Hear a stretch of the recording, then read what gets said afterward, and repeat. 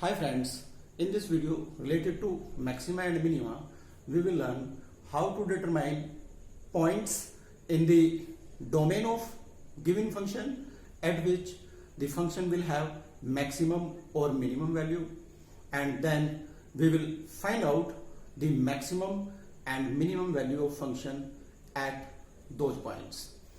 First, we will learn to determine the maximum and minimum value of function using definition of the function, and then we will use calculus to find the points in the domain of function at which function will have maximum or minimum value, and then for those values we will calculate maximum or minimum value of the function.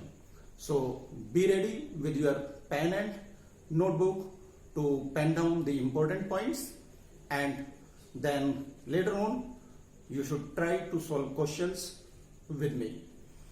First, what is meant by maximum value of a function?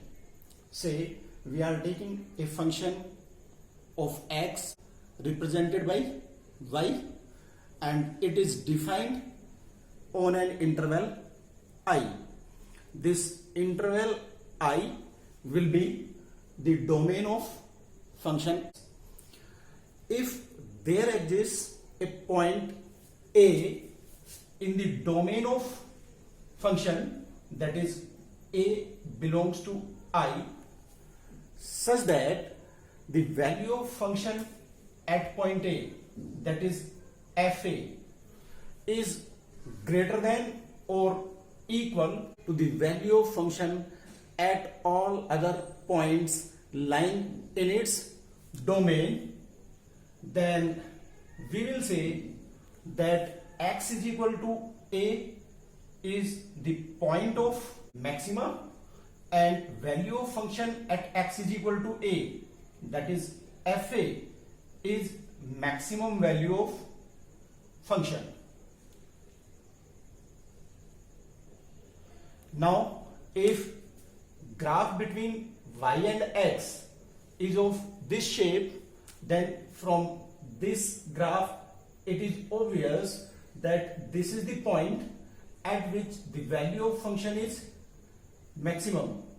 So corresponding to this point at which value of function is maximum, value of x will be A, that is x is equal to A will be the point of maxima, while the maximum value of function will be fa.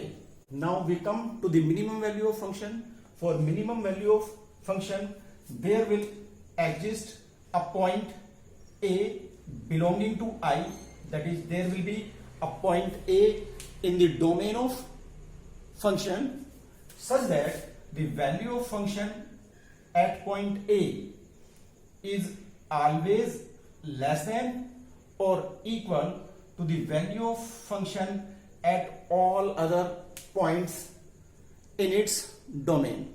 Then we will say that x is equal to A is the point of minima, and the value of function at x is equal to A, that is fa, is the minimum value of function. And in this case, if y versus x curve is of this shape, that is opening upward direction, then at this point we can see the function will have minimum value, and for this point the value of x is A. So x is equal to A is the point of minima, while at this point x is equal to A, minimum value of function will be fa. Also, it is not possible that the y versus x curve will have only this type of shape. It may have, in general, say this type of shape. If it will be having this type of shape, then in this case there will be a number of points at which function will have maximum value as compared to the value at nearby points. In the same way, these will be the points at which function will have a value smaller than the value at other nearby points, and such points are called points of local maxima or points of local minima. When we will use calculus, then using calculus we will find out the positions of all such points, and then using the values of x for those points we will find out the value of function at these points to find at which point actually the function is assuming maximum value and for which other point the function is assuming the minimum value. So we will discuss that thing later on, but from this type of graph it is clear how to define local maxima or local minima. Local maxima or local minima are the points at which function assumes a maximum or minimum value as compared to its value at nearby points. Now we will solve a few questions related to the determination of maximum and minimum value of function using the definition of function. Say first we are given fx is equal to 9x square plus 12x plus 2, and we have to find maximum and minimum value of this function if exists. Say first we will represent this function in terms of a perfect square. 9x square 3x whole square plus 2ab 2 into 3x into 2. Now b is 2, so we will add b square, that is 4, subtract b square, that is 4, and then plus 2. And since it is a square plus 2ab plus b square, so it will give us a plus b whole square. It means fx can be written as 3x plus 2 whole square, and now minus 4 plus 2 will give minus 2. Now question comes, why we have changed this function in the form of perfect square? Because we know that the value of a perfect square will always be positive. So 3x plus 2 whole square will always be positive. As perfect square is always positive, we can write that 3x plus 2 whole square is always greater than or equal to 0. It will be 0 for x is equal to minus 2 by 3. Otherwise, it will have a value greater than 0. And this implies if we will subtract 2 from both sides of inequality, then the sign of inequality will remain unaffected. So it will give 3x plus 2 whole square minus 2 greater than equal to minus 2. And this implies 3x plus 2 whole square minus 2 is what? Our function fx. So fx is greater than or equal to minus 2. Since fx is greater than or equal to minus 2, it suggests that the minimum value of function is minus 2, and it will be minus 2 when 3x plus 2 whole square is 0. When 3x plus 2 whole square is 0 means 3x plus 2 is 0, that is x is equal to minus 2 by 3. And since the function is greater than or equal to minus 2, so greater than minus 2 can go up to infinity, and infinity means not defined. It means the maximum value of function is not defined. So we will say that the function will have no maximum value. Now we are coming to the second example. In this example, gx is equal to minus mod of x plus 1 plus 3, and again we have to find the maximum and minimum value if they exist. Since here we can see that modulus of x plus 1, here it should be noted that the function is defined for all real values of x. It means the domain of the function will be open interval minus infinity to infinity. It will be the domain of the function, as modulus of x plus 1 will always be greater than equal to 0, because whatever may be the value of x in its domain, the value of modulus of x plus 1 will always be greater than or equal to 0.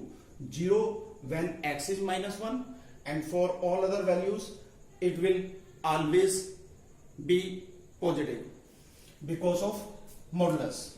And this implies if we will multiply mod x plus 1 with minus 1, then because of negation the sign of inequality will reverse.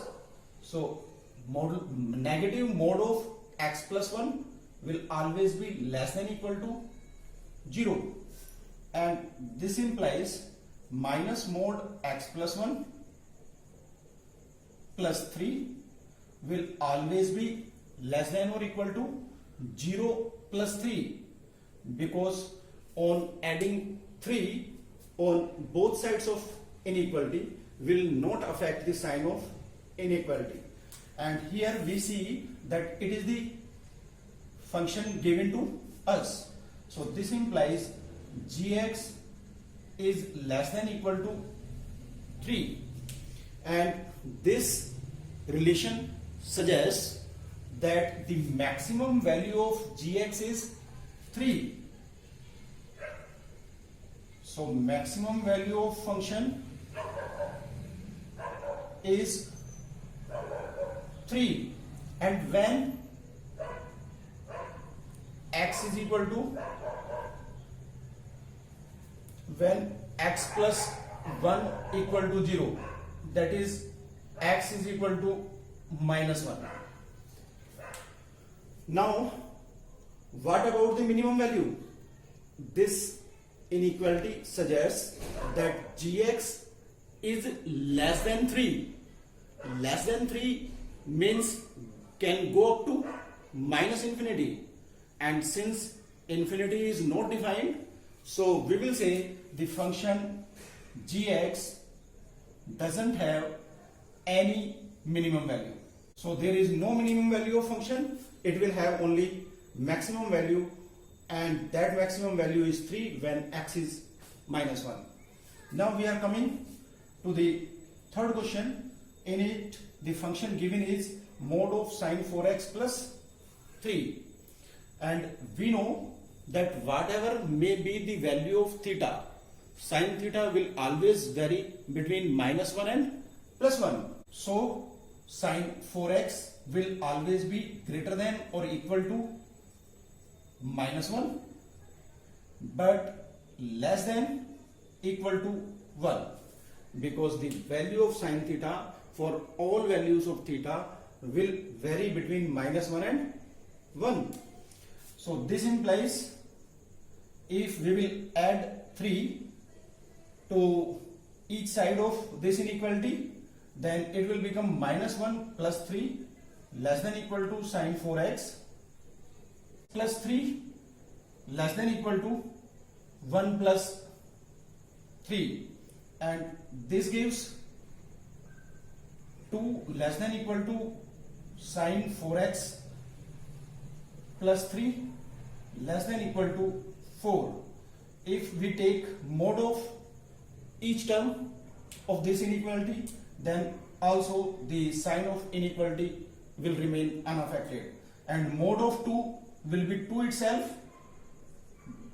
less than equal to mod of sine 4x plus 3 less than equal to mod of 4 will be 4 only, and it shows that the value of function, because it is representing our function fx, so we may write it like this: 2 less than equal to fx less than equal to 4, and this implies that our function is always greater than or equal to 2. It means minimum value of function is 2 when sine 4x will be minus 1. Using trigonometric equation, we can find out the values of x for which sine 4x will be minus 1. Now, maximum value of function is 4, because this inequality is suggesting that the value of function is less than equal to 4. So maximum value of function is 4, and this value 4 will be attained by function when sine 4x will be 1. And again, by using trigonometric equations, we can find out the value of x for which function will attain maximum value.